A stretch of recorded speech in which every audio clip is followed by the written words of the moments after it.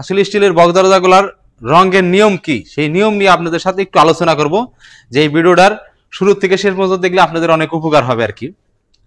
তো আমার পাশে যে দুইটা দরজা দাঁড় করানো দেখছেন, এই দরজা দুইটা কিন্তু 2.5 ফিট 7 ফিট।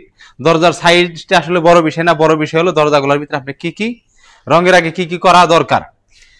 তো এই দরজা দুইটা আমাদেরকে অর্ডার করেছে মোহাম্মদ শামীম ব্যাপারী শরীয়তপুর থেকে। শরীয়তপুর থেকে দরজা দুটো অর্ডার করেছে, উনি আমাদেরকে রিকোয়েস্ট করছে ভাই আমাদের দরজা দুটো একটু কালার করে দিতে হবে। আমরা অনেক দরজায় কালার করে দেই, তো আসলে কালার নিয়ে কখনো ভিডিও করি না, তো আজকের ভিডিওটা শুধু কালার নিয়ে। দেখেন এটা কিন্তু কাঠ কালার হবে। কাঠ কালারের আগে আমরা একটা আস্তর মারছি যেটা গাড়িতে মারে মানুষ, আর এটা কিন্তু গ্রে কালার।